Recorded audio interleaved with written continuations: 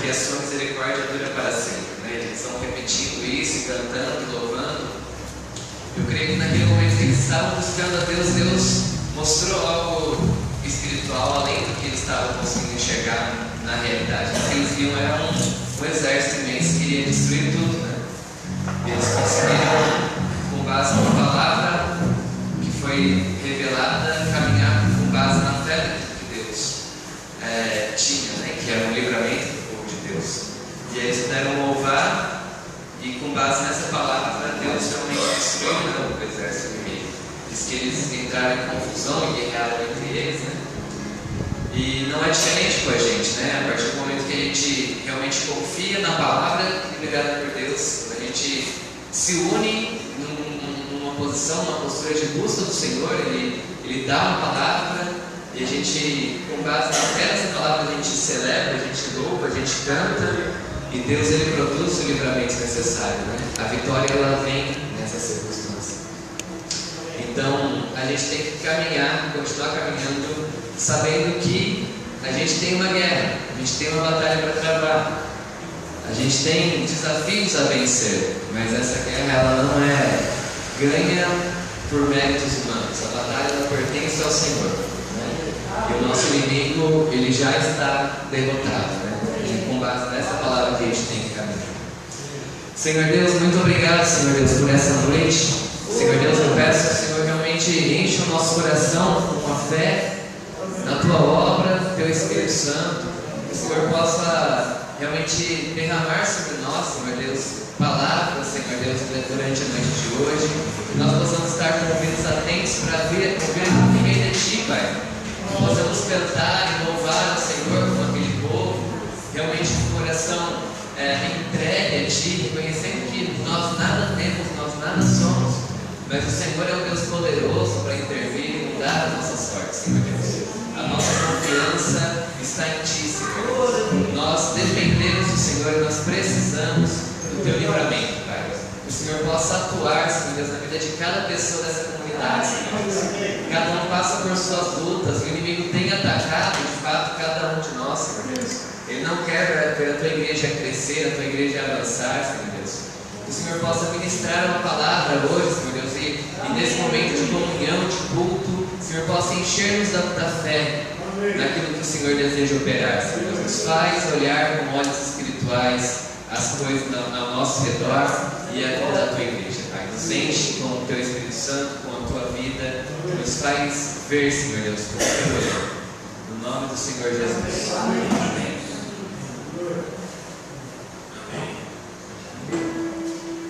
Testificando isso aí que o Silas compartilhou,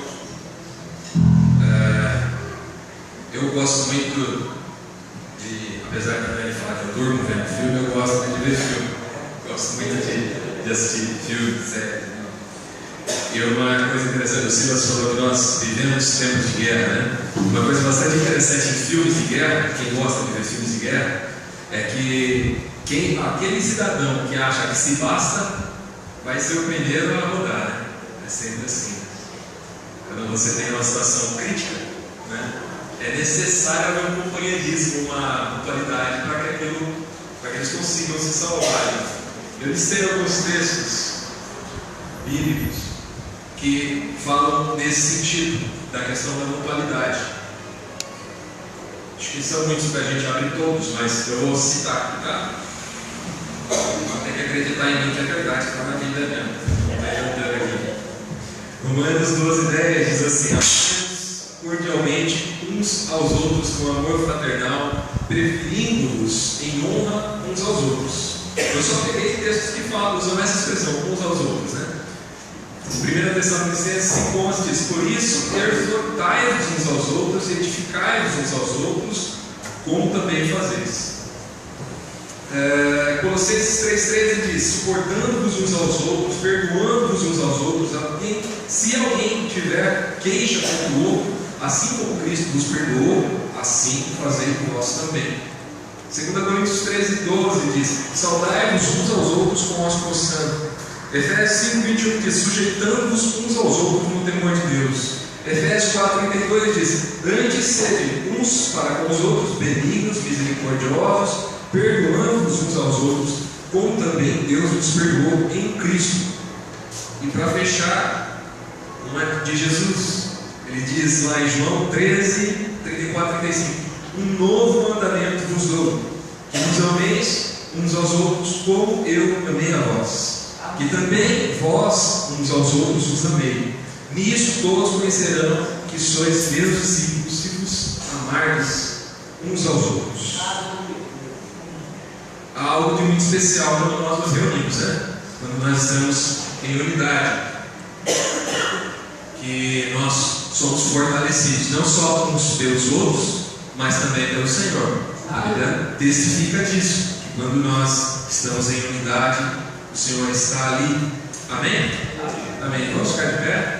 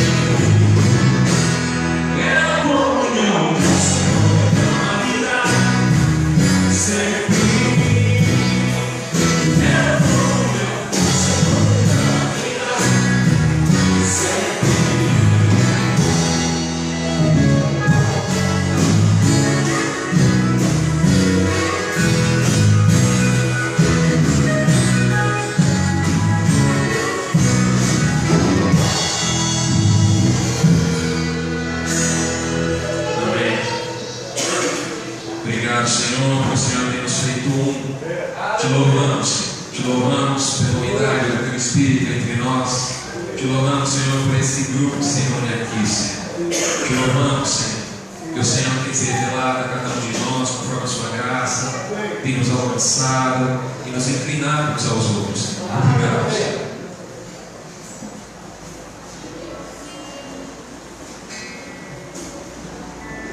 A gente vai cantar uma música que talvez faça chutar aqui uns 20 anos que a gente não canta. Eu casei há 17 anos, acho que faz mais de 20 anos.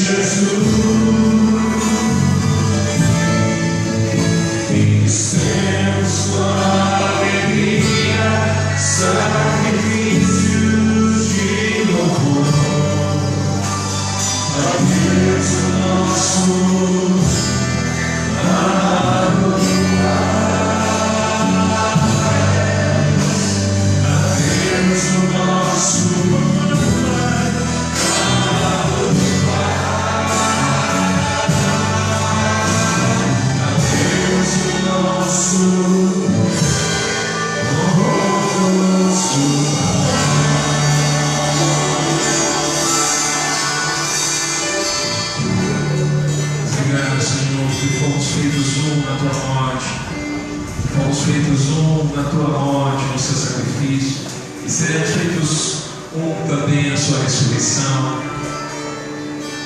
Obrigado, Senhor Jesus. Obrigado por essa família, obrigado por esse lugar. Obrigado, Senhor, por esse tempo que nos reunimos. Ser presente aqui, Senhor, enche-nos, Senhor, de Ti, enche-nos do Teu Espírito nesse lugar, nessa hora. Aleluia. Nada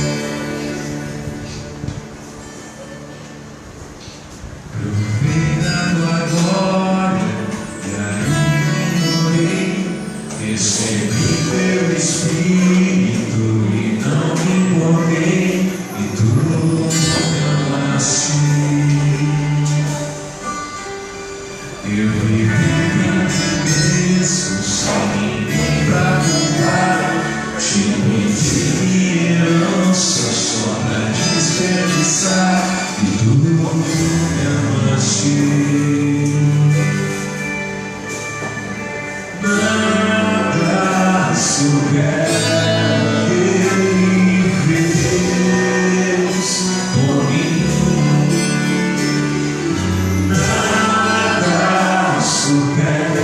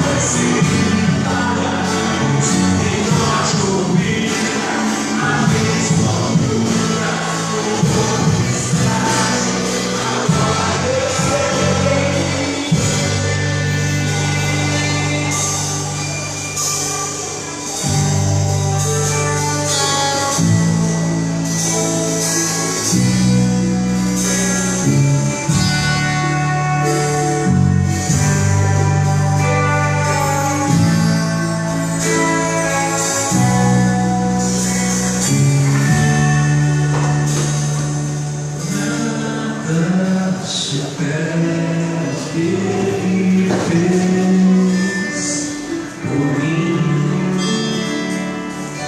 Nada supera o que Ele fez por mim.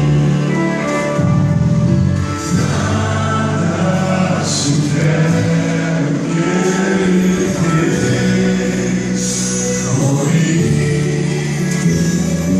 Nada supera o que Ele fez por mim.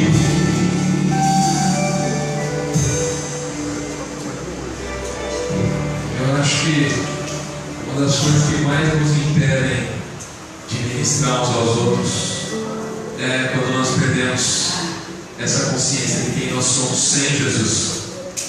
Quando nós cantamos, às vezes pode ser um pouco derrotista, né? Cantar, eu ignorei Jesus. Mas quem é que pode dizer que não fez isso? Que não ignorou Jesus? Que não desprezou o Evangelho no dia da vida? Que esteve distante dele no dia da vida? Graças a Deus Ele teve misericórdia. Se achegou. Quando essa consciência nos enche de quem nós somos sem Ele, nós valorizamos muito mais o que Ele fez para nós. E nós olhamos com um olhar muito mais misericordioso uns para os outros. Nós olhamos para o outro como um parceiro de batalha. Alguém que está ali e precisa ser suportado. Como nós vemos já mais alguns minutos atrás, suportando uns aos outros. Nós precisamos. Existe uma história na Bíblia de um homem que precisou dos seus amigos no momento da missão. Jó. Ele precisou de amigos, né? Diz que os amigos chegaram, se sentaram e ficaram ali sentados com ele muito tempo, né? Só sentados ali. Porque ele precisava de uma amizade, uma parceria. E Jó é interessantíssimo a palavra que ele usa ao fim de todo o seu processo de aproximação de Deus. Ele diz: antes eu te conhecia de ouvir, mas agora eu consigo te ver, meus olhos te veem. Nós somos assolados, não tanto quanto Jó, né? Talvez a história de Jó sirva para fazer a nossa história parecer menor, parecer pequena, parecer um abismo não tão grande quanto aquele que nós enxergamos. Mas nós somos assolados, né? Nós somos confrontados com a nossa vida, nós passamos lutas, dificuldades. Que nós possamos dizer o mesmo que Jó, que nós possamos, dessas lutas, dessas dificuldades, aprender a enxergar Deus, olhar para Ele, conseguir vê-lo, não só mais só de ouvir falar, mas conseguir olhar para Ele de verdade e enxergá-lo nesses momentos de angústia. Deus não respondeu ao clamor de Jó por muito tempo. Jó ficou lá chorando e se cortava com os cacos, se coçava com os cacos da casa dele que tinha caído, tinha pegado fogo. E nesse processo todo Deus não falou com ele. Olha só, e quando Deus falou com ele foi para confrontá-lo. E ainda assim ele diz: agora eu estou te vendo. Agora eu estou te vendo. Nós precisamos estar nós, queridos, para olhar para o Senhor na adversidade. Nós estamos aguardando muito uma manifestação sensacional do Senhor. Ele vem aqui e enche esse lugar com a sua presença, todo mundo cai no chão. Isso pode acontecer. Mas Deus continua sendo Deus de segunda a sábado, segunda a sexta. Deus é Deus das coisas ordinárias. E nós precisamos olhar para Ele e ver as coisas ordinárias. Precisamos olhar para Ele e dizer: antes eu te conhecia de ouvir, mas eu estou te vendo nas coisas simples, estou te vendo na adversidade que eu estou passando, estou te vendo na pequena vitória que eu tive, estou te vendo nas pequenas coisas.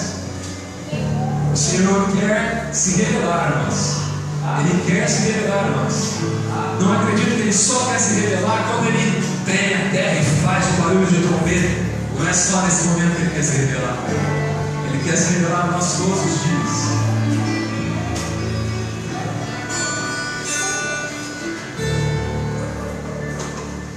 Antes eu te conhecia de ouvir falar, mas agora de contigo andar,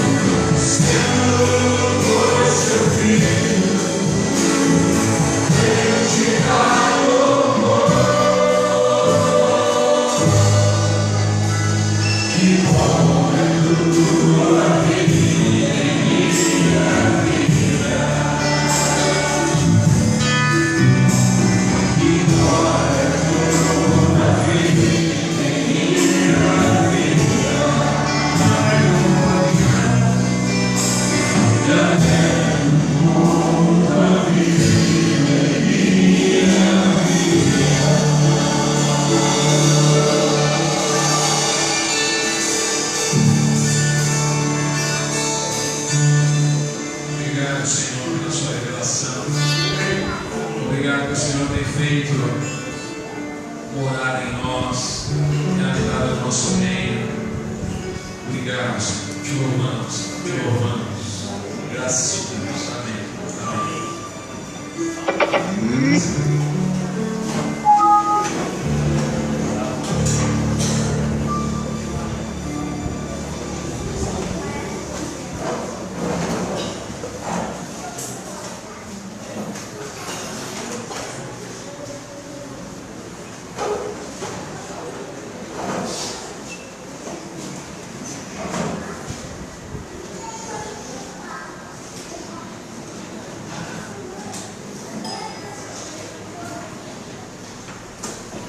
Boa noite, irmão, na paz do Senhor. Amém. Agora é o momento da nossa oferta. Queria ler um texto para a igreja.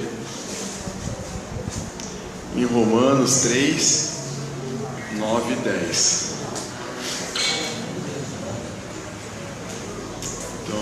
Então, Romanos não, desculpa. Provérbios 3, 9 e 10. Acho que eu tô lendo uma coisa e falando outra.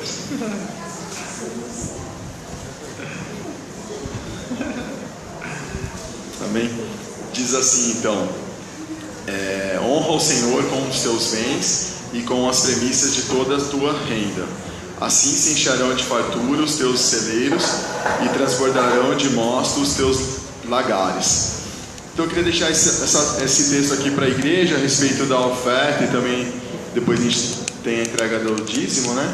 Para que os irmãos reconheçam que tudo que temos é porque o Senhor permitiu, né? Então é uma oportunidade de você ofertar à igreja, ao Senhor, reconhecendo que as coisas que você tem, as coisas que acontecem na sua vida, as bênçãos que Deus derrama sobre você, é Deus que permite. E esse momento não tem a ver com valor, não tem a ver com quantidade, mas tem a ver com o seu coração. O quanto você tem entendido isso.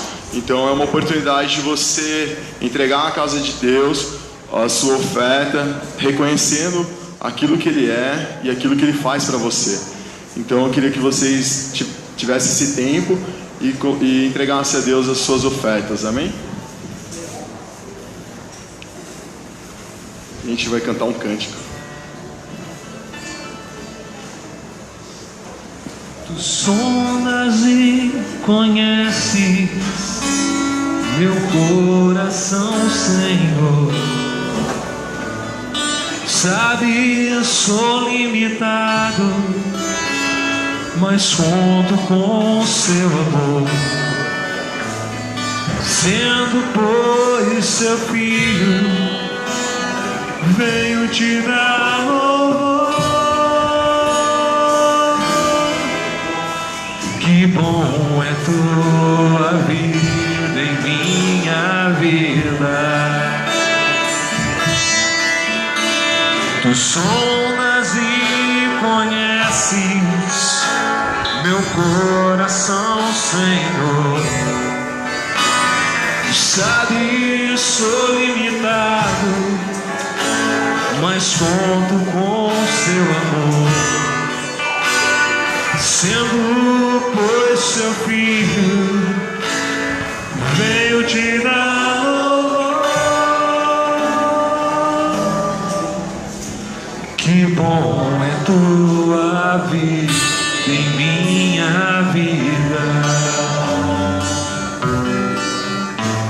Que glória a tua vida em minha vida. Me alegro com tua vida em minha vida. Amém, Senhor. Ó Deus, queremos te dar graça, Pai, porque temos compreendido, Senhor, o real motivo das nossas vidas, Senhor. Aquilo que o Senhor é, aquilo que o Senhor faz para nós, Pai. Queremos colocar diante de Ti, Senhor, as ofertas que levantamos aqui, Senhor, para a Tua obra, Pai. Abençoa, Senhor, esse recurso, Pai, que ele venha prosperar, Senhor, nos celeiros, nos campos missionários, aqui ao nosso redor, na nossa cidade, Pai. Usa, Senhor, multiplica, Senhor, esses recursos, Pai, que eles venham abençoar vidas, Pai. trazer, Senhor, o seu evangelho para aqueles que estão perdidos, Pai. Abençoa os nossos irmãos com recursos. Guarda, Senhor, as suas finanças, os seus lares. Abençoa cada um, Senhor, que tem compreendido isso, Pai. E que isso venha descer no nosso coração, Pai, de maneira clara, Pai, que dependemos totalmente de Ti, Senhor. Obrigado, Senhor. Amém. Agora os avisos.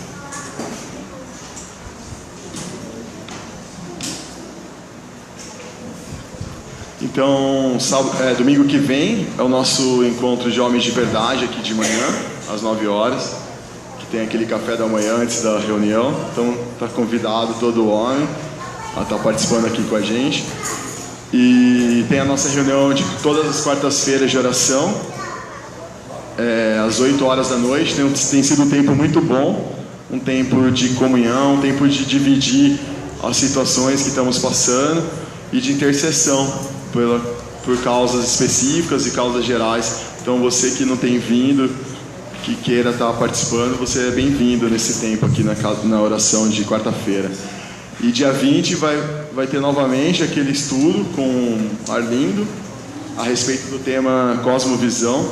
Quem pôde estar aqui, acho que foi um tempo muito bom, apesar do atraso um pouco, mas ele trouxe algo que deve fazer sentido para a gente, sobre essa visão cristã mais ampla que devemos ter sobre o cristianismo. Aí vai ter mais um recado para os pais. No dia 12 de outubro nós vamos fazer uma comemoração aí com as crianças. Então a gente vai no sítio do Giovanni. Vamos nos reunir aqui no salão às 8h30, não é isso, Chat? 8h30 vamos nos reunir aqui para sair juntos. Então os pais estão convocados junto com suas crianças. No período que as crianças vão estar recebendo a palavra e louvando, os pais vão ter um tempo com a Paty e o Silas. Então vamos já nos programar para dia 12 de outubro estarmos juntos. A gente vai fazer um churrasco lá. Então cada família leva aí o seu kit churrasco, tá bom? Ao longo dos domingos aí a gente vai passando mais detalhes. Pode orar pelas suas crianças. Mas eu queria rapidinho tomar o espaço do Celso aqui, só para contar.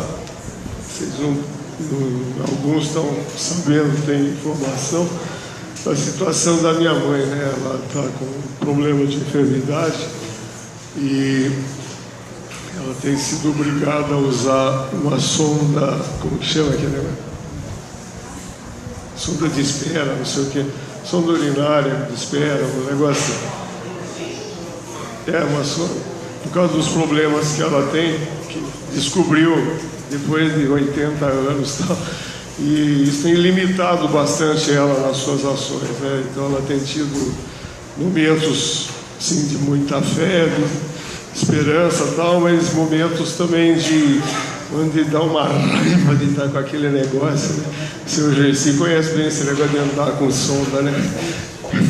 Então temos uma variação de humor e coisas assim. Então, mas a gente tem lutado com isso, né? Dá bastante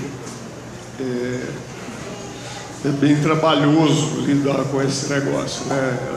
Tem muitas limitações e a gente está tentando equalizar esse negócio. A família está em polvorosa, está todo mundo com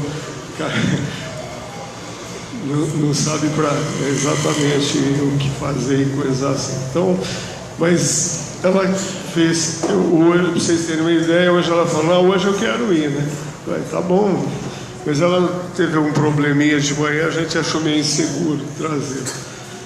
Mas está com vontade de vir, né? Então isso não a impedirá em breve da gente trazer ela, tá bom? E aí ela falou, mas manda um abraço para todo mundo. Então estou mandando um abraço dela, porque ela disse que vai me cobrar, ela vai perguntar para cada um se eu mandei o abraço ou não. Então, por favor, pelo menos eu quero livrar a minha... As crianças...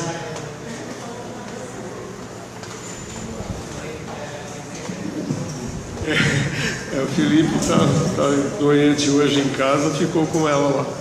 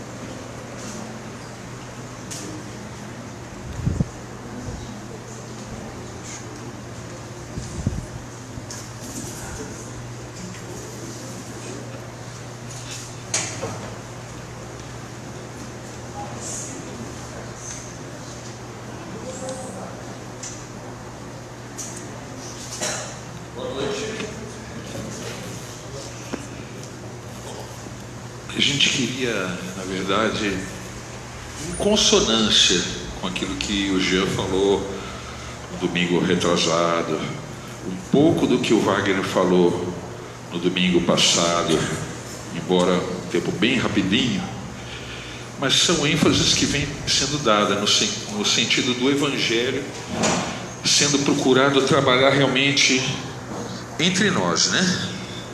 E a gente vai dar uma ênfase nessa questão de servir uns aos outros, né? Uma coisa simples, não tem tanto assim dificuldade no entendimento, porque é uma coisa que todo mundo já sabe. Na verdade, nós vamos recordar algumas coisas que todos já conhecem, não tem nada de exuberante assim naquilo que a gente vai falar. Então, mediante isso, começaria colocando o texto base, né, nosso, né? Porque assim como o corpo é um e tem muitos membros, e todos os membros, sendo muitos, são um só corpo, assim é Cristo também, pois todos nós fomos batizados em um só Espírito, formando um corpo, quer judeus, quer gregos, quer servos, quer livres, e todos temos bebido de um Espírito. Muito bem, esse texto é em 1 Coríntios 12 a 13, né? Vamos orar. Senhor Deus, dá-nos, Senhor, o entendimento, a revelação, a sabedoria, a proximidade uns com os outros e a humildade de realmente reconhecermos da nossa necessidade perante Ti, Senhor, e perante uns e outros, Senhor. Oh Deus, renova o nosso entendimento nessa noite, Senhor, é o que nós pedimos e confiamos, em nome de Jesus. Amém. Bom, amados, o que a gente poderia estar dizendo aí após essa leitura desse texto base nosso, né? Que Deus, Ele está trabalhando em uma coisa, né? Jesus diz que o meu Pai trabalha e eu também, até o momento. Ele está trabalhando no quê? Na noiva, no corpo de Cristo, né? E esse trabalho é feito assim pelo Espírito de Deus que nos capacita.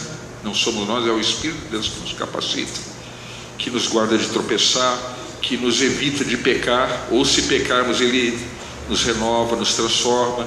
Enfim, é esse aperfeiçoamento constante, né? E esse é o nosso alvo, sermos noiva, corpo de Cristo, né? Muito bem.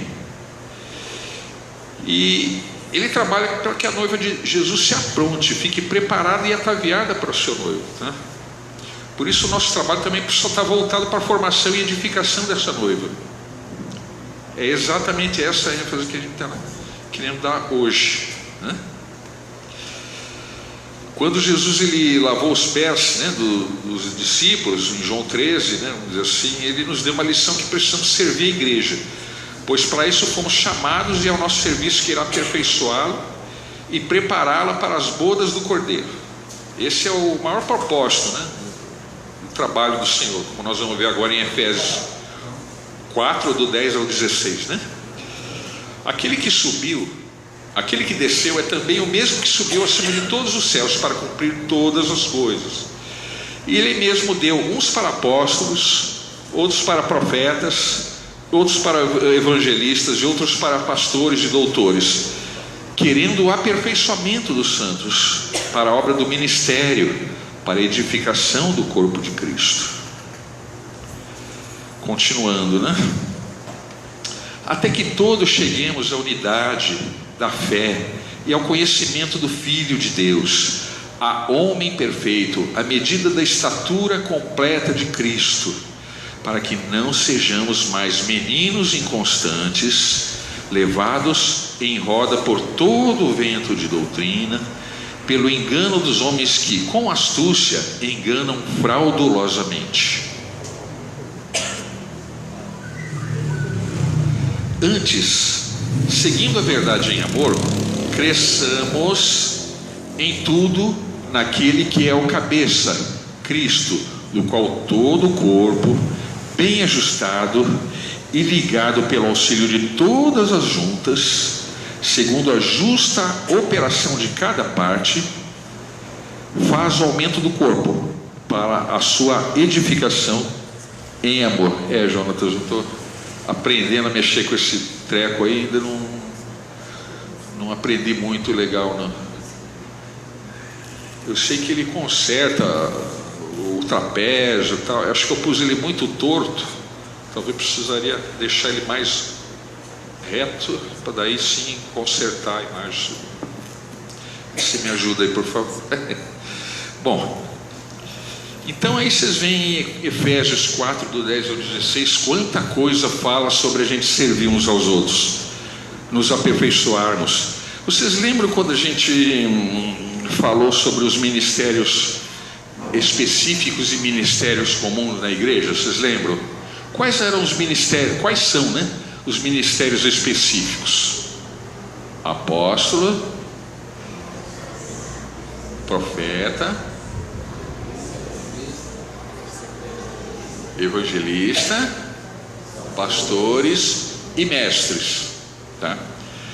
Esse do mestre ainda tem uma cobrança um pouco maior. Ele fala: aquele que ensina, esmere-se em fazer. Nos outros ele não dá esse puxão de orelha, mas no de mestre dá um puxão de orelha. Quer dizer, aprofunda, não fica na superfície, não fica só na trivialidade, quer dizer, vai fundo. Porque ensinar, né, ser mestre é uma coisa que exige um pouco mais do que ler e interpretar. Ele tem que pesquisar, conhecer um pouco mais, conhecer raízes, conhecer as circunstâncias daquela situação que o trecho está narrando, né? É um pouco mais. Então não é que esse ministério é melhor que os outros, não. Ele é um ministério que exige mais, cobra mais. É mais ou menos como a banda aqui, né, que a gente toca. Qual que é o instrumento, na opinião de vocês, que ele é um pouco mais agressivo do que os outros por causa da característica? Não é nem por causa de quem toca, tá? Mas qual é o instrumento que naturalmente é o mais agressivo de todos? Na opinião de vocês, qual seria? Bateria? Sim. Todo mundo que se interessa em aprender bateria, olha, você escolheu um instrumento ingrato, viu? Porque qualquer esbarradinha parece um estrondo. Então, a bateria, ela exige, vamos dizer assim, maior, não que os outros tenham que ficar tranquilo, de boa, mas a bateria, ela exige uma habilidade, uma destreza diferente dos demais instrumentos, que é muito fácil o estrago que ela provoca. Que nem alguém aqui, não sei se já se interessou em estudar tuba, ou violino, ou trompete em casa. Também são instrumentos ingratos, né? É uma delícia, né? É muito fácil se ouvir batida na porta, vizinho reclamando, coisa assim, que são instrumentos realmente bem discretos, né? Entre aspas, né? Então a questão do ensino, o que seria o ofício do mestre, ele é um pouco mais cobrado por causa disso, por causa que ele tem que ser um pouco mais, não só enfático, mas também ter arcabouços de apoio, né? Postulados para poder corroborar aquilo que ele está expondo. E também ter o cuidado de não ficar falando muita coisa que toda hora tem que ficar olhando no dicionário para ver o que ele quer dizer também. Tem que ter um pouco de tudo. Agora vamos falar dos 2 ministérios comuns. Nós falamos de 5 ministérios específicos: apóstolo, profeta, evangelista, pastor e mestre.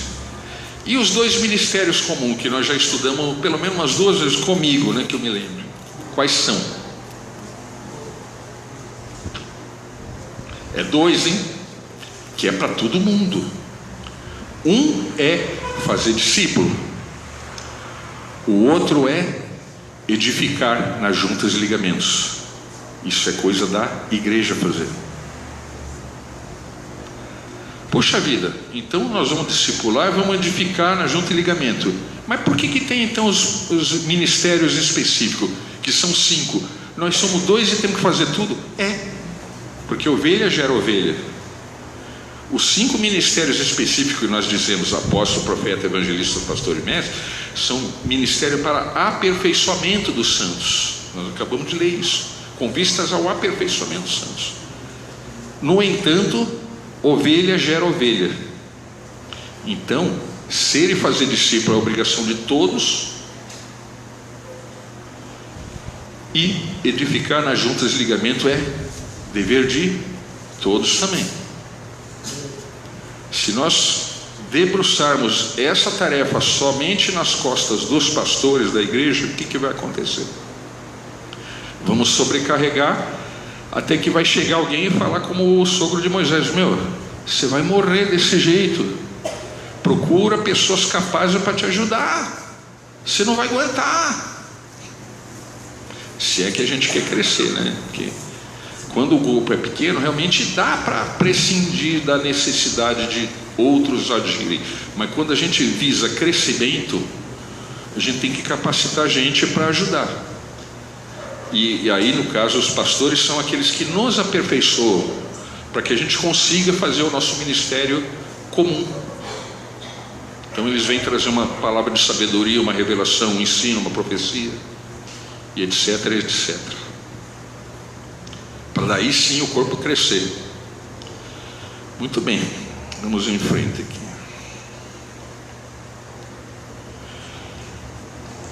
Então, quando o corpo de Cristo ele estiver pronto, o que vai acontecer? A infantilidade, porventura existente, ela será vencida, e chegaremos à maturidade, tá? Essa que é a ideia, esse que é o nosso alvo, tá? O que acontece? Enquanto isso não acontece, né? Enquanto a igreja não estiver pronta, nós vamos ter ainda muita meninice no nosso meio. Então está errado. Bom, é falho sim, mas é natural, quando não há uma maturidade, que aconteça uma infantilidade ou meninice. Isso é natural. Todos nós já fomos crianças, todos nós, né, cometemos alguma coisa. Outro dia eu estava falando, quando eu era mais moleque eu fazia isso. Quer dizer, a gente ainda se sente assim um aprendiz, alguém que está muito aquém de se falar: eu sou maduro, estou pleno, já sei tudo, né? Então, hoje falta maturidade ao corpo, e nós temos que trabalhar para que ele cresça e seja edificado. Isso é uma realidade, e não estou falando realidade dessa congregação. A congregação no geral, nas cidades, em todo lugar, ela precisa amadurecer. Nós ainda temos aquele conceito de que aqui é uma igreja, lá daqui a 3 quarteirão é outra igreja, daqui a 10 quarteirão é outra igreja, no outro bairro é uma outra igreja. É isso que a gente pensa. Enquanto a gente pensar pequeno desse jeito, o reino está totalmente seccionado, né? Então, esse é um dos motivos pelo quais a gente entende que não há maturidade, porque a igreja ela é uma só. Existe a igreja em Indaiatuba, a igreja em Campinas, a igreja em Jundiaí, a igreja em Porto Feliz, a igreja em Salto, que por sua vez é formada de várias congregações.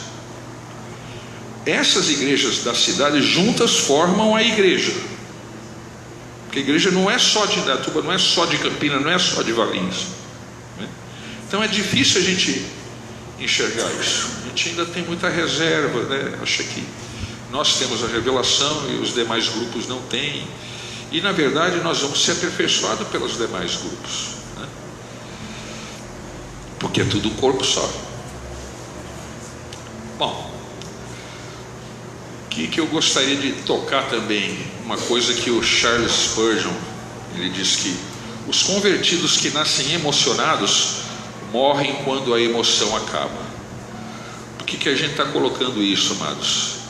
Porque agora nós vamos entrar no que realmente interessa para a formação de discípulos e discipuladores. Enquanto a gente caminha na emoção, ao sabor daquilo que a gente deseja ou não que aconteça, isso aí, essa motivação uma hora acaba. Então a gente tem que ser longânimo, saber que eu estou trabalhando hoje cada vez mais para formar alguém, e que esse alguém vai formar alguém lá na frente, talvez hoje eu já tenha partido dessa vida, e vão ter bênçãos decorrentes daquilo que eu fiz enquanto vivo ainda, para que outros alcancem o Evangelho e por aí vai, né? Algumas das pessoas que falaram de Jesus para mim, hoje não estão mais em pé nessa vida aqui, estão aguardando a volta do Senhor, mas graças a Deus por elas. Graças a Deus, né? Quando o David Wilkerson esteve no Brasil, né? Começou a fazer as cruzadas. Essas cruzadas começou a motivar pessoas que depois, mais tarde, se transformaram na Igreja Peniel, da qual nós somos filhos, né? Ministério de David Wilkerson, né? Tinha Billy Graham, assim como outros grandes pregadores também. Muito bem.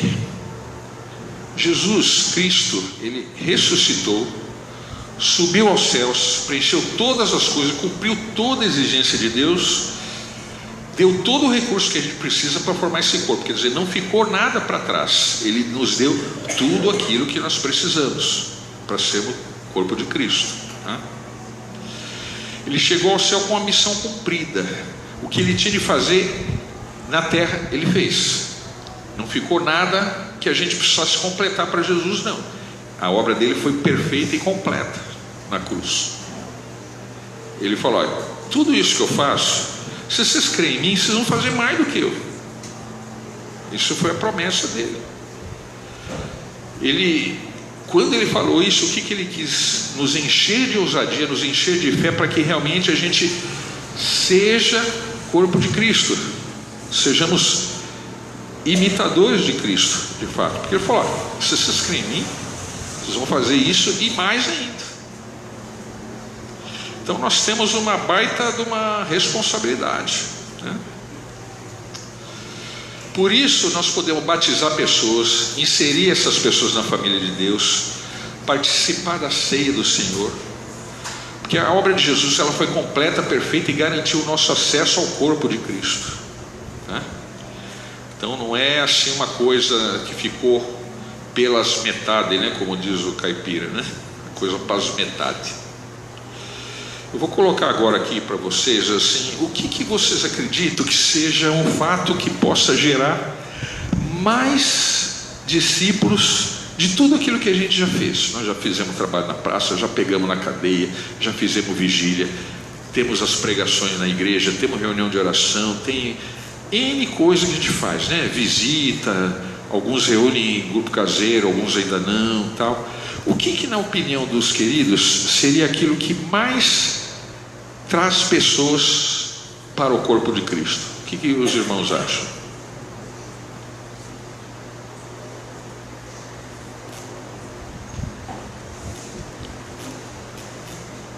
Ninguém quer arriscar?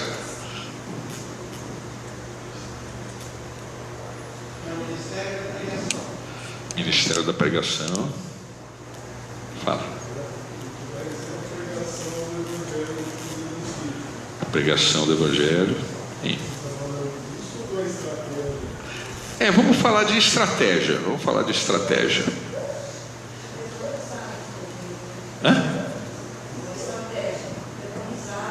Amizade. Pregar, ok.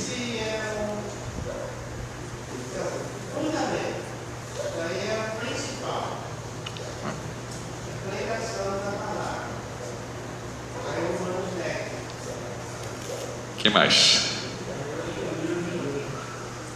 de fato, a pregação ela tem que estar presente o tempo todo, né? Tanto que Agostinho ele diz que como é que é? Pregue o tempo todo, se necessário use palavras. Ou seja, a nossa vida tem que ser uma pregação constante. Mas a nível de assim acessos, eu vou colocar porque eu sei que fica um pouco assim, a gente parece que está fechando a questão, e na verdade ela é composta de vários componentes. Existe o princípio da luz, né? Se a igreja ficar escondida, vai com o cesto, a luz não vai pegar. É isso aí. Então, ela precisa ser pontos na cidade, né? Sim. No trabalho, na escola, em todo lugar tem que ser um ponto luminoso. Cada questão. Bom, vamos lá. Essa pesquisa, ela foi feita pelo Instituto Hagar Internacional, é um instituto que tem aqui em Campinas, no Taquaral, aqui, eles, desde 69, eles já têm mais de 90 mil pessoas formadas, eles são um instituto para formar liderança, pastores, líderes, assim, para N comunidades, tá? O que acontece aqui? Nós já vemos de cara que metade das pessoas da igreja é através do parentesco, 1/3 é através de amigos. Então veja, nós temos 50% ali, mais 30% dá 80% da congregação. Isso pela pesquisa que o Haggai fez, né? Depois nós temos cruzadas evangelísticas, nós temos distribuição de literaturas e bíblias, através do trabalho pastoral, 3%, através de programa de rádio, mais 3%, sermão, 2,4%, através de outros meios, filme, internet, sei lá o que, tudo 1%, enfim, vejam, nós não estamos assim desmerecendo ou desqualificando o que mais é feito. O que a gente está procurando enfatizar é: olha a importância de amigos e parentes nesse negócio de igreja. E quando fala amigo e parente, a minha forma de pregar não é eu pegar um microfone, um púlpito, ou coisa assim, um megafone, ou coisa assim, né? É um pouco mais próximo, aquela coisa de realmente chegar e mostrar o amor de Deus, realmente apresentar o plano de Jesus de salvação para essa pessoa, assim, de uma forma mais pessoal, não tão assim em geral como a gente faz quando quer falar com várias pessoas, né? Então é o que mais traz gente para a igreja, não é no culto, né? Para a igreja, para o corpo de Cristo, amigos e parentes. Então isso aqui quase a gente não aproveita muito para a maioria dos casos. Guitarra, teclado, bateria, quase a gente usa para ganhar gente. Programa na televisão, programa no rádio, internet, Facebook, WhatsApp, tal. Tudo isso é pequeno diante da proximidade de parentesco e de amizades. É um pouco mais difícil porque o padrão nosso de evangelizar, o que é?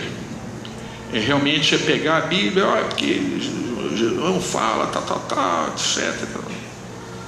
Esse é o que a gente imagina que é para fazer. E na verdade, ela tem que ser uma coisa um pouco mais sutil, não é mascarar ou esconder ou barrigar a coisa. Realmente é mostrar, olha, acontece assim, e esse Deus que está comigo, que eu creio, é assim, e você começar a colocar e pedir para Deus dar essa sabedoria. Quer dizer, por isso, queridos, que nós estamos falando dos ministérios comuns, o grau de importância que eles têm. Se nós queremos ver realmente essa congregação crescer, aqui é um indicador. Mas é sempre assim? Não sei, isso aqui é uma estatística, é uma pesquisa. É só um alerta, né? Isso aqui é a verdade absoluta? Não sei. Isso aqui é uma pesquisa. Tem uma base científica, com certeza, para ser feita. Porque esse irmão que fundou esse instituto, ele com 10 anos de idade, né? Lá para 1930 e alguma coisa, ele foi chamado para pregar o Evangelho. É uma pessoa que a gente quase não conhece. Ele foi na China, foi em vários lugares, né, para pregar. Ele chegou assim, dentre as igrejas de maior crescimento nos Estados Unidos, para você ter uma ideia, ele foi a igreja que mais cresceu, isso na década de 50. E começou a mandar missionário para várias partes do mundo também. Aí ele chega a esse tipo de conclusão aí.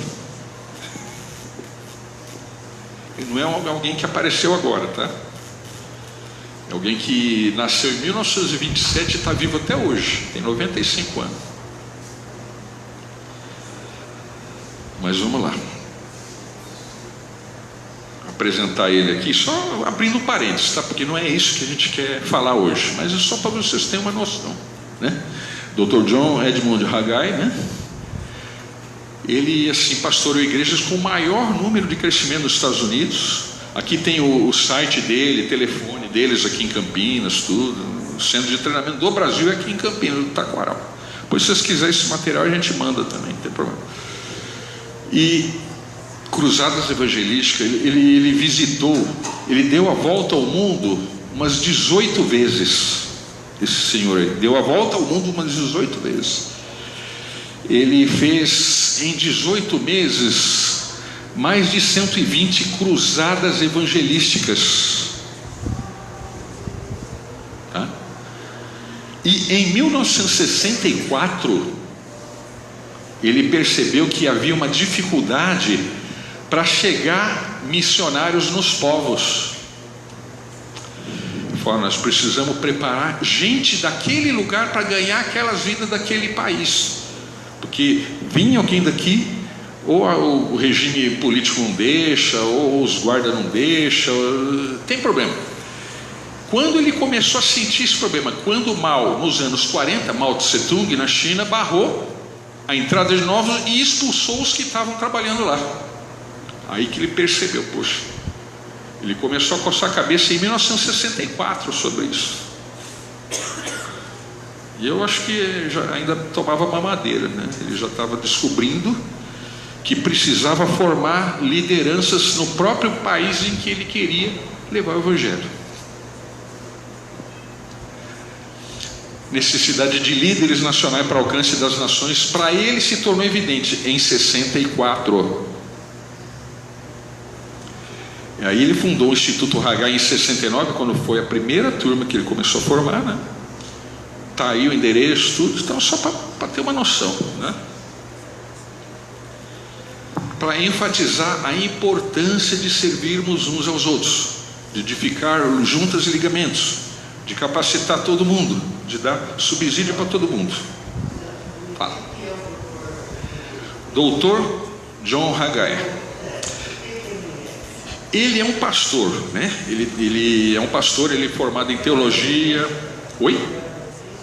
É um evangelista. É um evangelista. E a ênfase dele, apesar dele ser um pregador de multidões, assim como foi Billy Graham e outros, mas ele se preocupou em formar pessoas para capacitar outros líderes.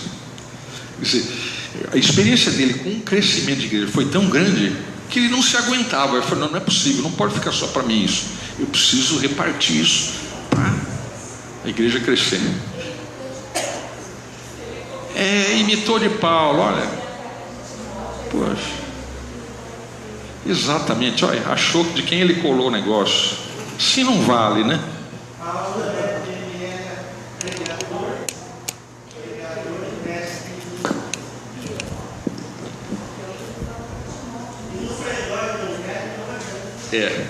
Então vejam, é alguém que foi muito bem sucedido.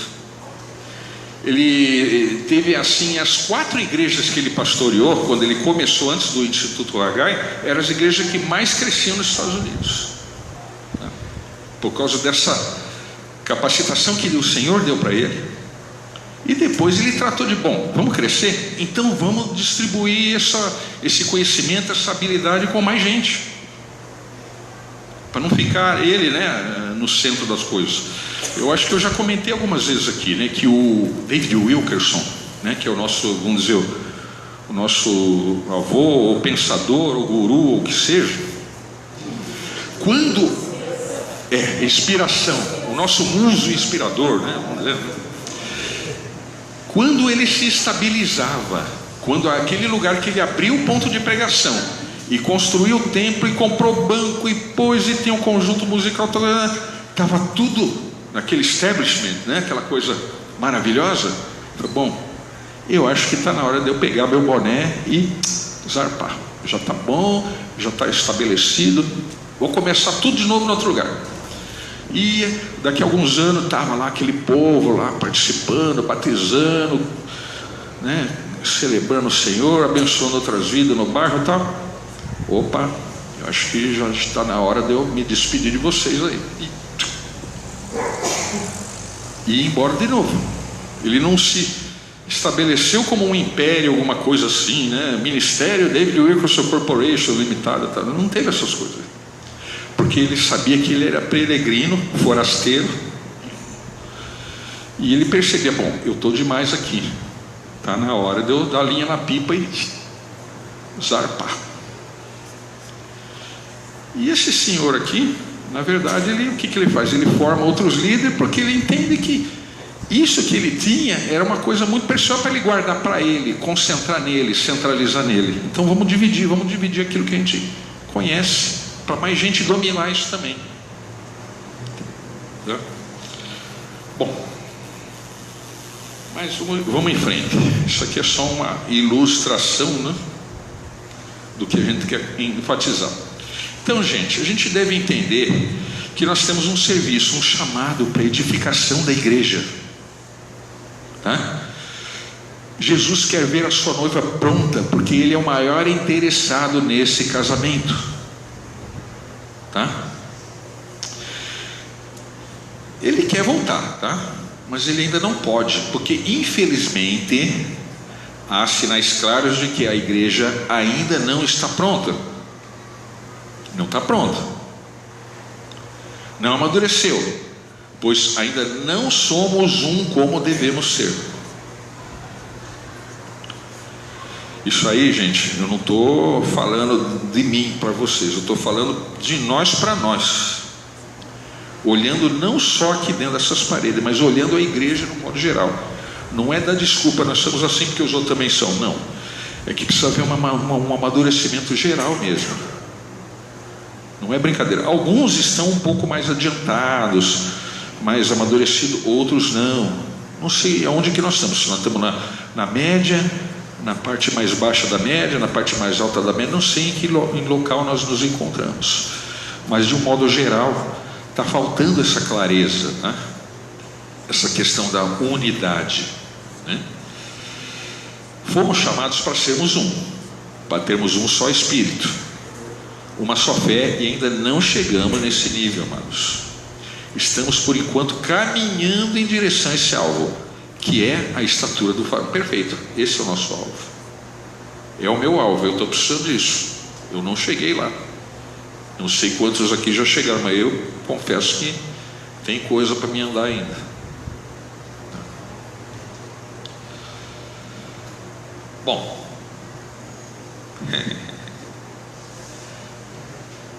nós somos chamados para servir ao Senhor com alegria, né? Formando discípulos para eles serem depois discipuladores, né? E a maior forma de demonstrar esse serviço é nos dedicando à edificação uns dos outros, para que todos cresçam, sejam sadios e produzam crescimento, tá? Essa é a ideia. Como é que é isso? Somos um? Façamos essa pergunta para nós mesmos. Somos um? Eu sou um com algumas pessoas, mas talvez nem com todas. Eu preciso me tornar um com todos. É como se eu tivesse um dedo quase caindo da minha mão, porque alguns trechos de músculo e pele unem ainda esse pedaço de dedo pendurado na minha mão, mas vários trechos estão cortados. Então esse dedo corre um sério risco de necrosar e cair. É parte do corpo. O que eu tenho que fazer? faz o curativo, vê o que precisa de dar remédio, de tratar, para que esse dedo fique sadio e mexa e funcione. Então ser um é isso, todo mundo ligado, aquilo que a gente canta, né? Nós somos corpo, assim bem ajustado, totalmente ligado, unido, vivendo em amor. Porque em Tessalonicenses o que está falando lá? O auxílio de toda a junta, de toda a ligadura, né? Para que vá sendo edificado, para que cresça e tudo mais, né? Muito bem.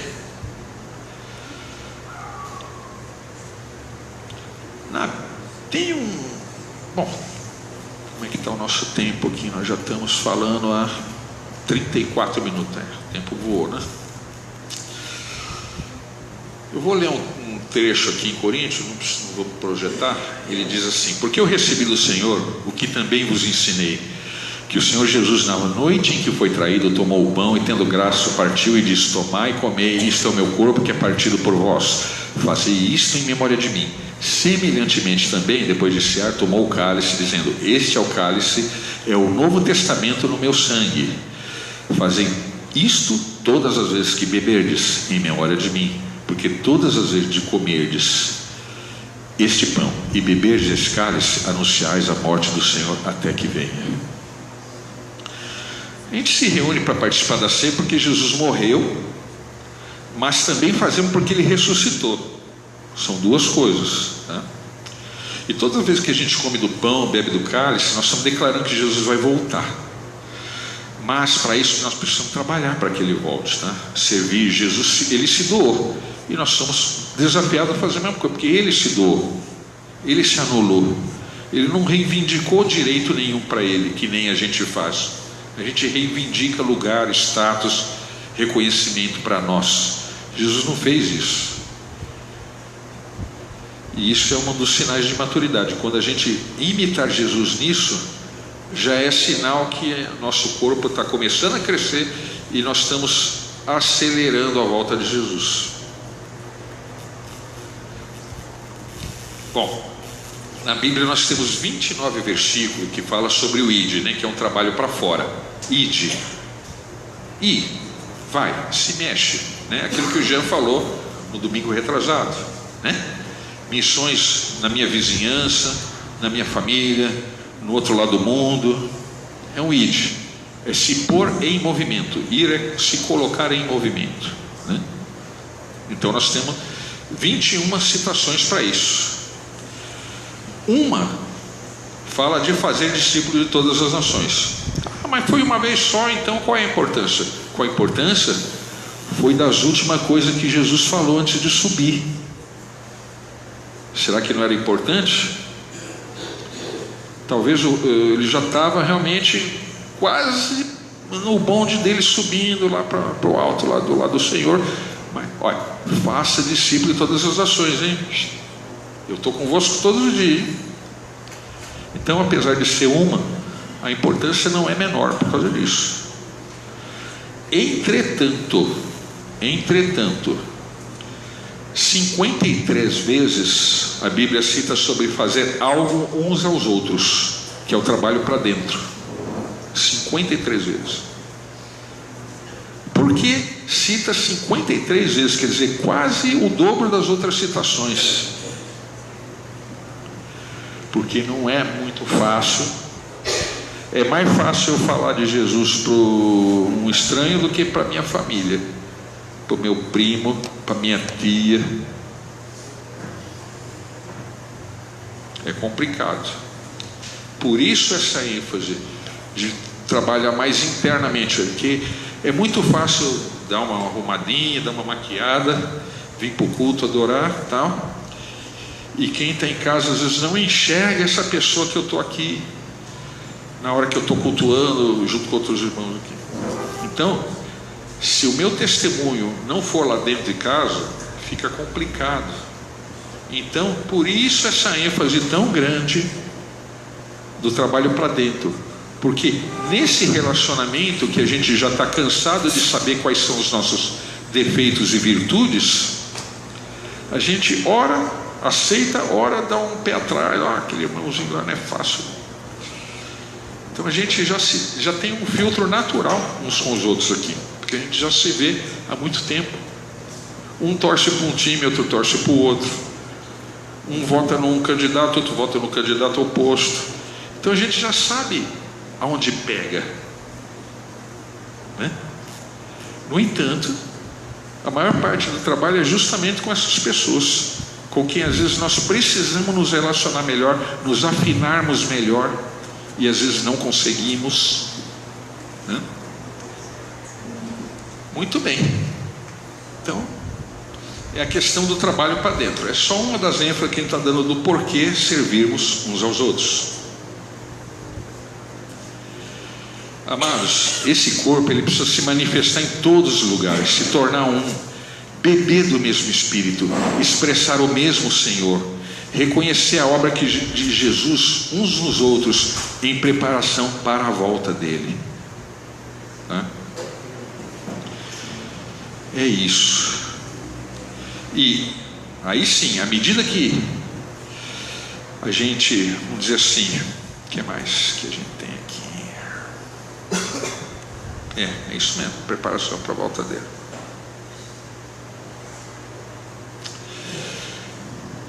O que é obra dentro e obra fora, né? Não reconhecendo irmãos da nossa congregação, a gente não reconhece também irmão de outras congregações, é uma coisa natural, né? Se eu não tenho, assim, não é prezado a mim o irmão que está ao meu lado dentro da congregação, o de fora eu vou dar menos importância ainda, porque se os que estão me vendo, que eu estou próximo, que eu conheço, eu já não tenho uma facilidade de me relacionar, então lá fora, então, pelo amor, complicou de vez, né? Então a gente tem que começar a reconhecer a partir daqui de dentro o valor, o talento que Deus tem colocado na vida de cada um, para daí sim a gente começar a crescer e sermos mais maduros, né? Bom, vamos em frente.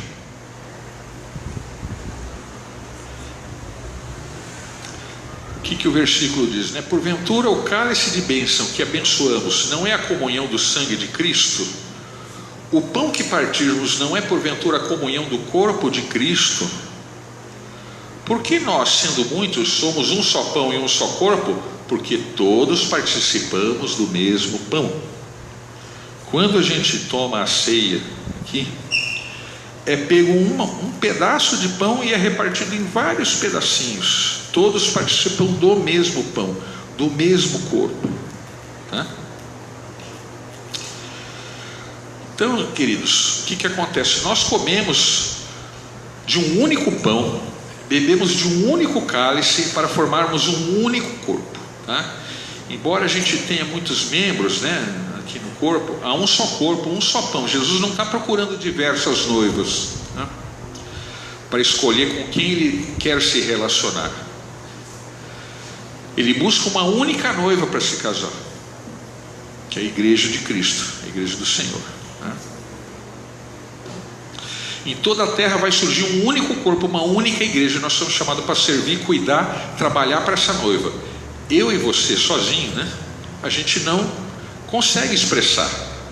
A nossa congregação não expressa, mas quando estamos ligados uns aos outros em todas as cidades e nações, nós temos sim condição de expressar essa igreja, tá? Jesus está apenas esperando surgir essa expressão dessa noiva para daí sim ele poder voltar, tá? Então nós somos uma congregação que, unida a outras congregações, formamos a igreja de Cristo na cidade de Indaiatuba. Gostemos ou não gostemos, queiramos ou não queiramos, é assim. Mas aqueles irmãos têm umas heresias que eles acreditam. Eles estão precisando receber de alguém um ensino ou uma oração, para que ele seja esclarecido, assim como eu também tenho coisa que talvez outro irmão vai falar: meu, como é que ele acredita numa coisa dessa? Ninguém aqui é um fosso de sabedoria. Nós temos uma ótica, como a gente enxerga as coisas, e porventura alguém com uma ótica que já passou pelo que nós estamos passando agora, vai poder chegar na gente e falar: querido, não é bem assim, é assim, assim. E por aí vai. Assim o corpo vai se edificando, né? Um vai trazendo crescimento para o outro, naturalmente. Cada um de nós está num estágio de amadurecimento. Não sei em que estágio cada um está, mas todos nós estamos buscando mais sabedoria, mais conhecimento, mais revelação, né? É isso. A gente precisa vigiar para que não haja nenhum tipo, né, por outro lado, de divisão entre a gente, tá? Eu vou, assim, esses dias o Abner estava falando de um cidadão, um pastor inglês chamado John Noble, né, que ele teve uns anos atrás em Jundiaí. Não é aquele John Noble, aquele ator do Senhor dos Anéis, não, né? Não confundo, que é exatamente o mesmo nome, mas não é esse aí, não. É um pastor inglês, tal, que esteve aqui, se não me engano, ele teve até em Valinhos também. Quando ele foi em Jundiaí, ele aproveitou para estar em Valinhos conosco num sábado de manhã. Ele fala que existem 5 formas de expressão da igreja, na visão dele, né? Primeira expressão é a expressão do 2 ou 3, que está em Mateus 18, 20. Quem pode abrir para nós o que está em Mateus 18, 20? Ou quem souber, né, de cor, pode falar também. Eu não sei de cor.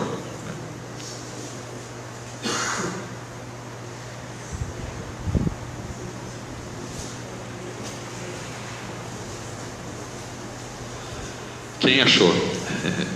Pois onde se acham 2 ou 3 reunidos em meu nome, aí estou eu no meio deles.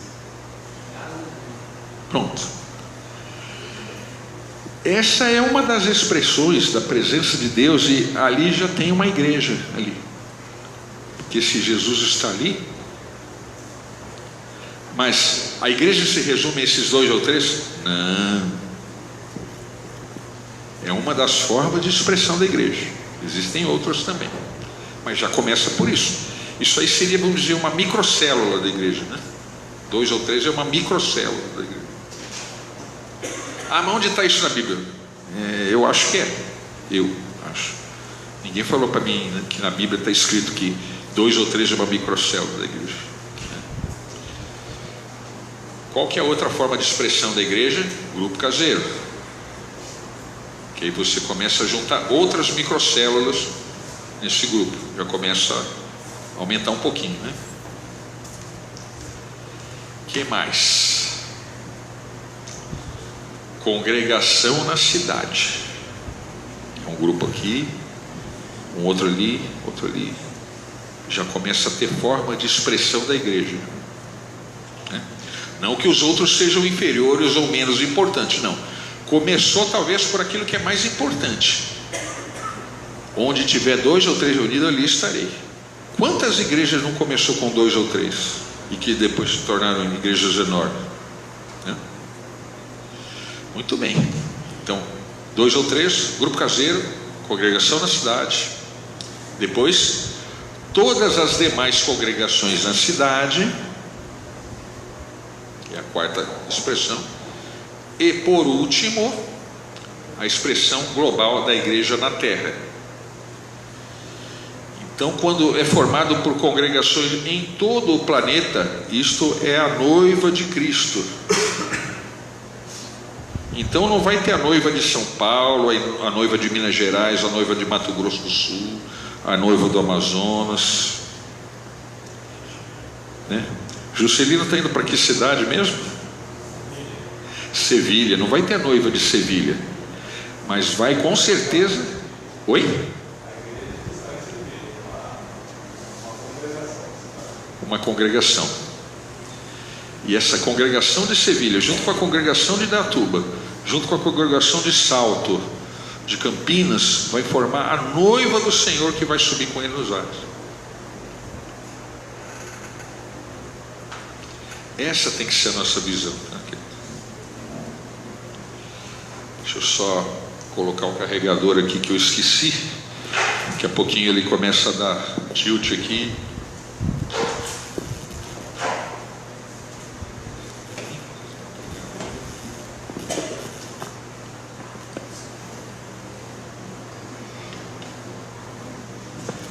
deixar um monte de parafernália aqui na hora do culto.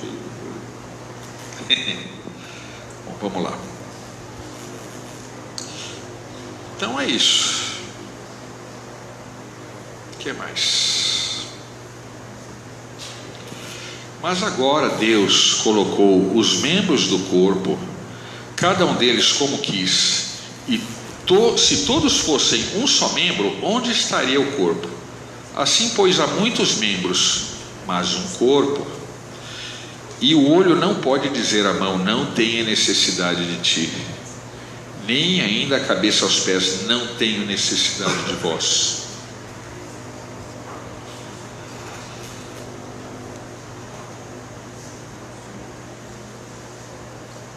Antes, os membros do corpo que parecem ser os mais fracos são necessários, e os que reputamos serem menos honrosos no corpo, a esses honramos muito mais, e aos que em nós são menos decorosos, damos muito mais honra. O que quis dizer isso tudo aí?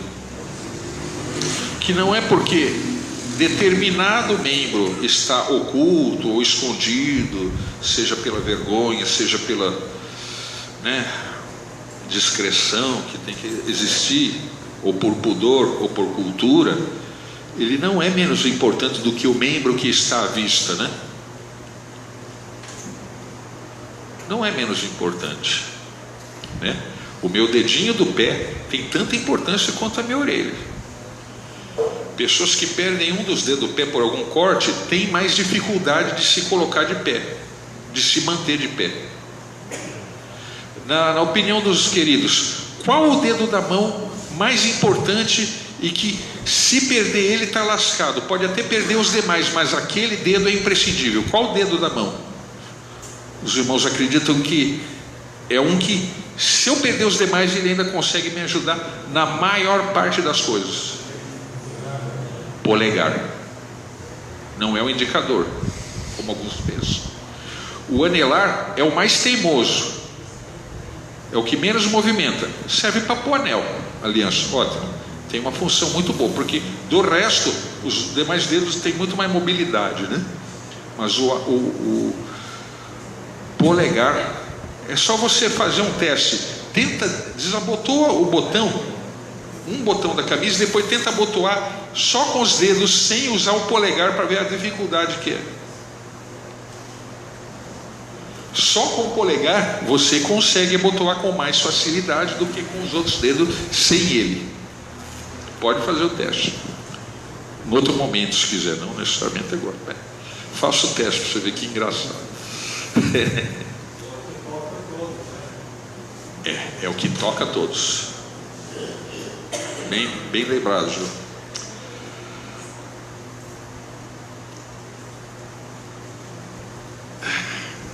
Porque os que em nós são mais nobres não têm necessidade disso, mas Deus assim formou o corpo, dando muito mais honra ao que tinha falta dela, para que não haja divisão no corpo, mas antes tenham os membros igual cuidado uns dos outros. Olha que interessante. Não tem status quo, todos são igualmente importantes, cada um com a sua função. Qualquer membro do nosso corpo que travar dá um mal-estar na gente tremendo. Qualquer coisa que parar de funcionar nos dá um mal-estar tremendo. Não tem jeito.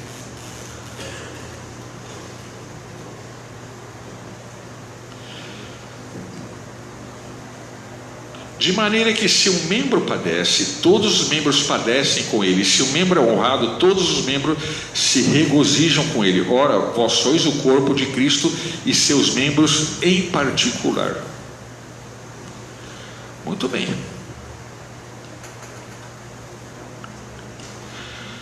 Bom, Jesus, ele colocou cada um de nós nesse corpo, né? Do jeito que ele quis, para fazer somente exatamente aquilo que ele quer. Se não fazemos assim o que e da forma como ele quer, nós estamos errando, gente. O que mais divide o corpo de Cristo, não falando teologicamente, tá? É a coisa chamada opinião. A minha opinião, né? Digamos assim, sobre os outros irmãos, sobre o que deve fazer, sobre o que não deve fazer. Se ela não estiver pautada na palavra de Deus, amados, o que acontece? Se não vier do alto, então ela vem do diabo, do inferno, e causa divisão. As igrejas, aliás, em sua grande maioria, né? As igrejas, em sua grande maioria, historicamente, ela deve essas divisões, tudo, né? O que acontece? Em todas as épocas, tá? Por causa de opinião diferente. Aí surge uma coisa chamada carnalidade, que é a imaturidade em reconhecer a diferença de pensamento.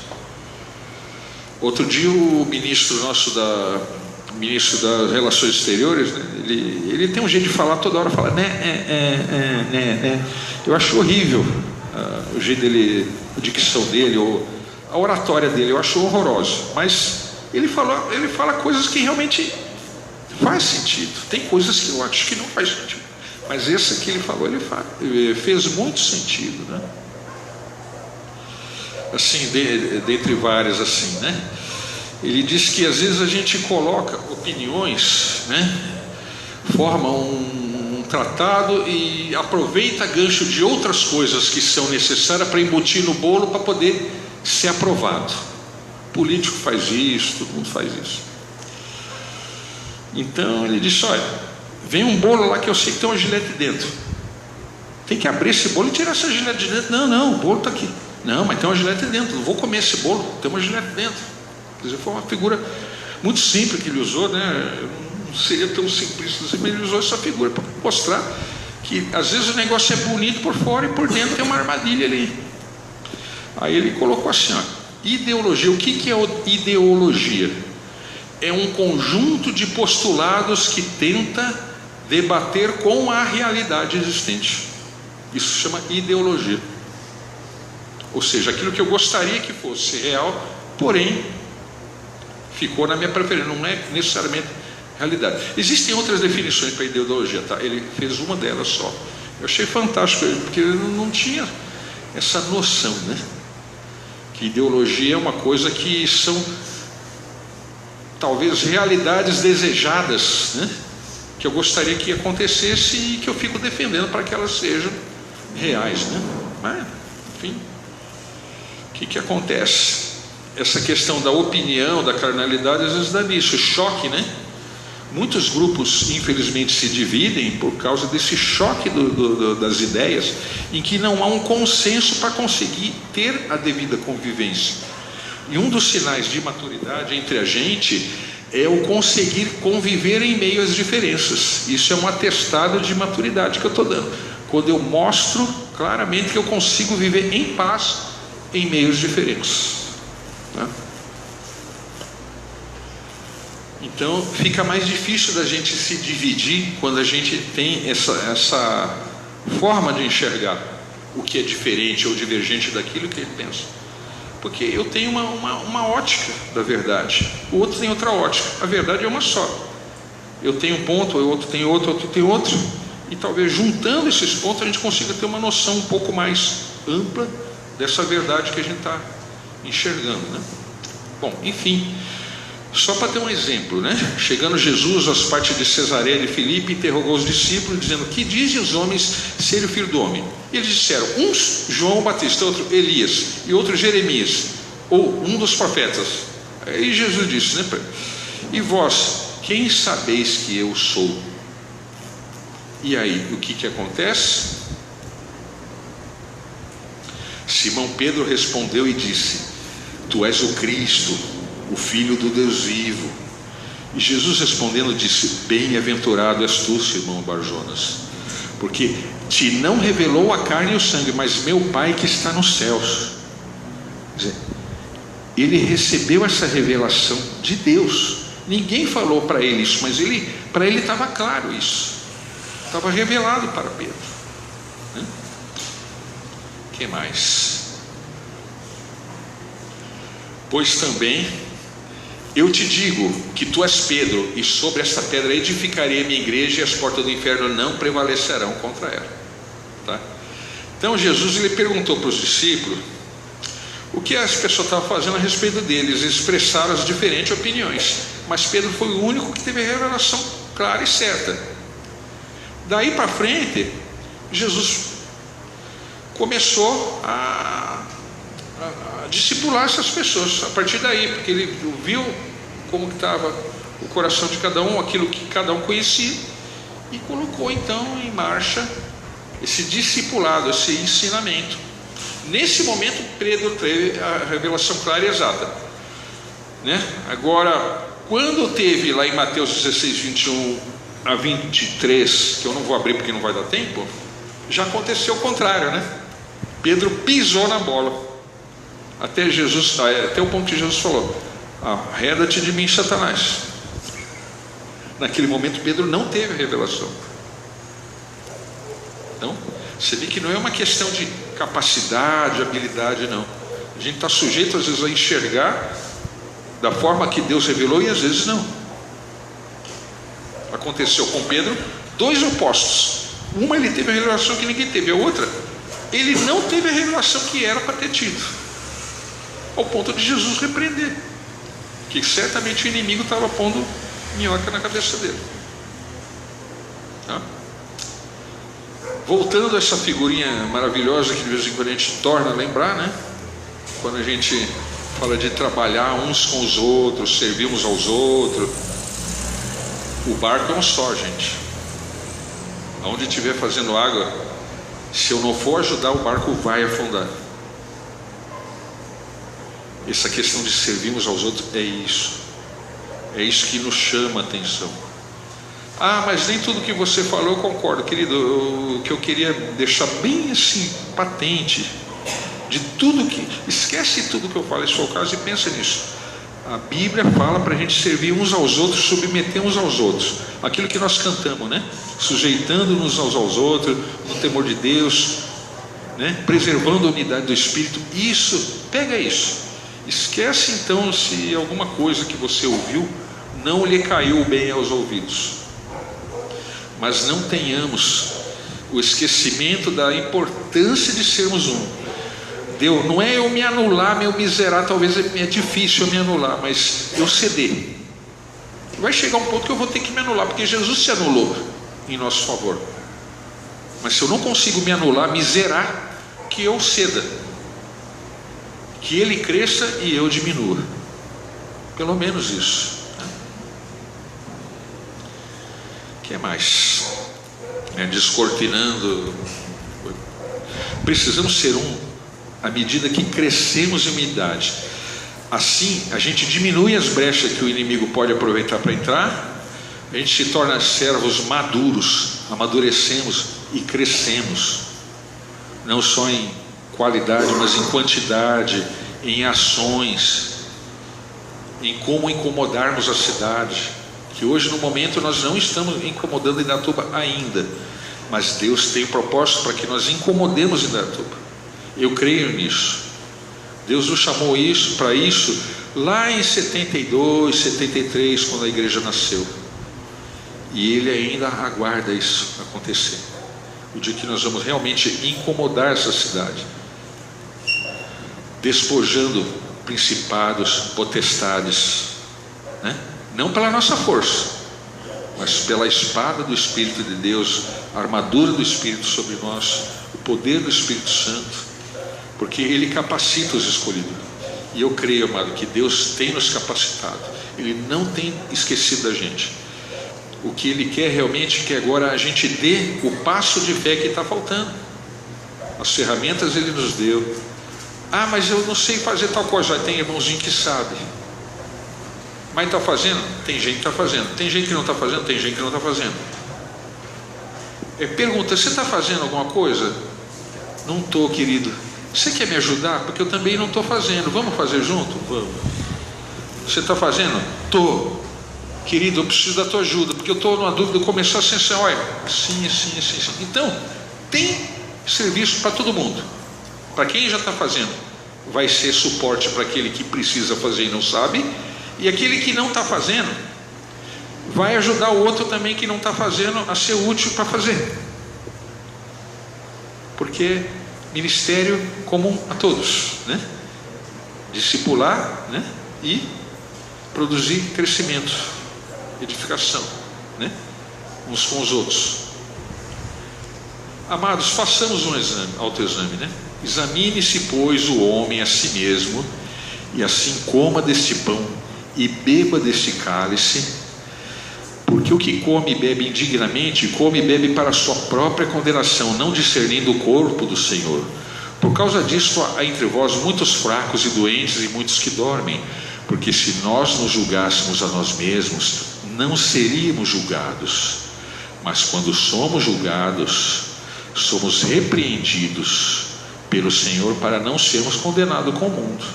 Então, se somos julgados e repreendidos, aleluia por isso, porque nós não estamos sendo condenados com o mundo, nós estamos sendo repreendidos para podermos corrigir a rota e seguir aquilo que o Senhor está nos ordenando. O que Jesus falou? Ir de fazer discípulos de todas as nações, batizando, ensinando a guardar todas as coisas, né? E eu vou estar contigo todos os dias. E depois essa questão de realmente trabalharmos um na edificação do outro, né? Na verdade, assim, essa questão de ministério, diaconia, o que seja, é serviço. O que é serviço? Você servir, você pegar uma bandeja e servir. Quem está aqui pregando, ou dando um estudo, ou trazendo uma palavra, na verdade está servindo, não está ordenando, não está mandando, está servindo, né? A nossa, vamos dizer, pirâmide ou status quo, ou o que seja, é todo mundo servindo. Jesus não lavou o pé dos discípulos.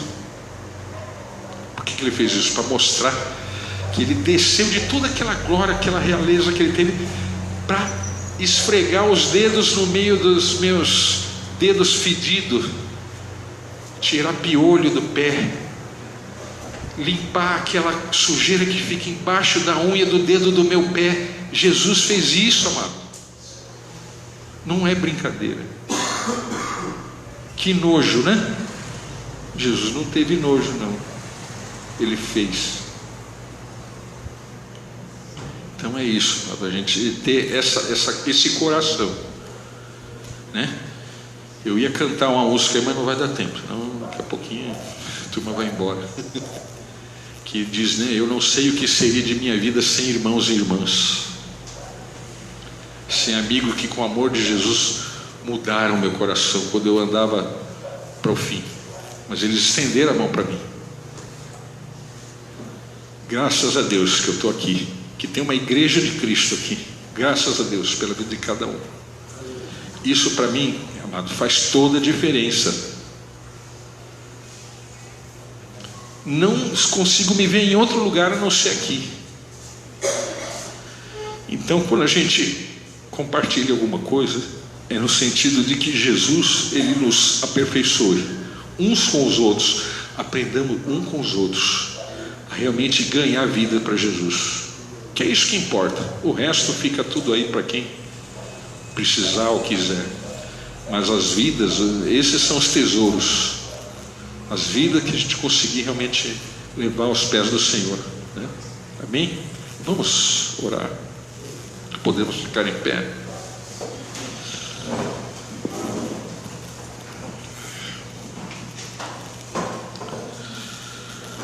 Hoje, Jesus, nós te agradecemos por esse tempo, te agradecemos, Senhor, pela tua graça, pela tua misericórdia, Senhor. Nós queremos clamar a ti, Senhor, que o Senhor realmente faça algo novo no nosso coração. Muda o nosso coração, Senhor. Muda o nosso caráter, muda, enfim, as nossas prioridades, Senhor. Traz clareza, Senhor, a nós, ó Deus. Dá-nos a ousadia necessária para chegarmos no Santo dos Santos e clamarmos por poder, e de uso desse poder colocar a tua presença viva em outros corações, Senhor. Não por força ou por violência, mas pelo Espírito Santo que nos capacita, que nos dá condição para sermos luz do mundo, como foi falado, sal da terra, para realmente iluminarmos onde a treva vai, para que a treva fuja da nossa presença. Dá essa condição para nós, Senhor, de sermos realmente aqueles que evangelizam, aqueles que aproveitam todas as possibilidades para que o teu evangelho fale mais alto do que palavras até. e que as palavras que saírem da nossa boca sejam palavras de bênção, de graça, de misericórdia, para quebrantar corações, Senhor. Dá esse poder na nossa língua, Senhor, para quebrantar a vida, para que o diabo saia de perto daquela vida, para que realmente a gente consiga ganhar esse coração para Ti, Senhor. A partir dos nossos amigos, a partir das nossas famílias, daqueles parentes que se recusam às vezes a enxergar a Tua graça, Senhor. Dá sabedoria para que a gente conquiste aqueles que se desviaram também, que são nossos parentes, e conhecer a palavra e se desviaram. Que a gente consiga restaurar essas vidas, Senhor, porque a Tua palavra é viva e eficaz, é uma espada de 2 gumes, Senhor. E nós queremos ver isso acontecer, Senhor, na nossa vida, ao nosso redor, em todos os lugares onde pisar a planta dos nossos pés. É o que nós clamamos e confiamos, em nome de Jesus. Aleluia, Senhor. Amém. Amém. Amém, amados. Não sei se tem mais alguém que quer falar alguma coisa, algum recado. Então, nos abracemos como um em Cristo.